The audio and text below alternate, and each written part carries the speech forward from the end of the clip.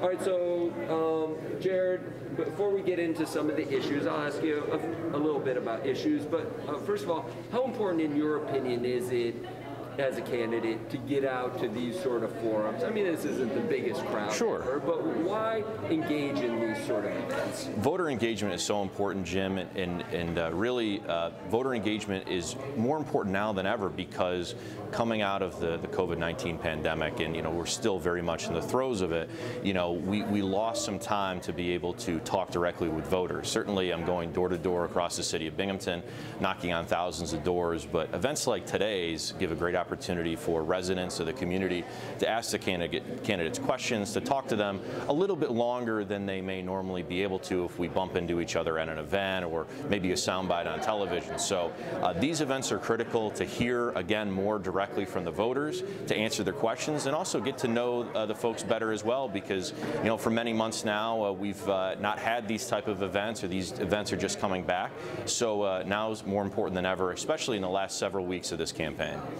So at this point, what do you think are the key issues in this campaign? Well, the top two issues, and I'll be discussing them today, are certainly public safety and jobs in Binghamton's economic development plan. So when it comes to public safety, again, and talking to residents across the city of Binghamton on their front porches in their neighborhoods, they're concerned about crime. They're concerned that our police have enough resources to deal with the volume of police calls we see on an annual basis, and they certainly want to reject calls to defund the police. We need to invest in law enforcement. We need to continue to keep our community safe. And public safety means not just crime, but also things like code enforcement, to make sure that we're cracking down on slumlords and holding accountable those who put families in unsafe living conditions as well. So public safety is no question the #1 concern I hear from residents. But they're also concerned about their economy, and they're also concerned about what's happening to their tax bill. We've been able to deliver tax cuts in consecutive years at City Hall. Voters are appreciative of that, but they want to see that progress continue. If we can deliver an environment that's safe, that has a low tax rate, we'll be able to see businesses continue to thrive in the city of Binghamton and continue the success that we've seen in downtown Binghamton and in neighborhood business districts across the city of Binghamton these last 7 years. People want to continue moving things in the right direction when it comes to jobs and the economy. What makes you think you're the best person then suited to tackle these issues? Sure, and I think if you look at those two issues specifically, I have a meaningful, measurable track record of success on those issues. When it comes to crime, I'm honored to have the endorsement of the Binghamton Police Union. These are the rank and file officers who have put their trust in me to solve complex public safety challenges over the next 4 or 8 years. We want residents working side by side with law enforcement to solve challenges in their neighborhood. That's what we've done during my tenure at City Hall. We've added police officers. We've invested in crime prevention programs and strategies. We've expanded neighborhood watch programs. And as it relates to jobs and the economy, we see it in both the tax cuts that we've been able to deliver to the hardworking homeowners and small businesses, as well as the growth and development of downtown Binghamton and the revitalization that we've seen in neighborhoods across the community. People know the momentum. They recognize the momentum locally, and we have to continue that. Why do you want to be mayor, Jared?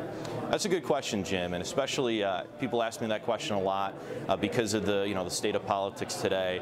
But I've been lucky enough to serve the community these last 7.5 years in the mayor's office at City Hall, and I want to continue that service. There's nothing that brings me more fulfillment than thinking that every day I'm out there working for the taxpayers, delivering results for them, and ensuring that my hometown and the place that I'll call home for the rest of my life is better today than it was yesterday. And if we work hard every day on improving our community, addressing challenges with public safety, with jobs in the economy, blight, infrastructure, we can leave a better city for next generations and really continue the progress we've seen these last 7 years.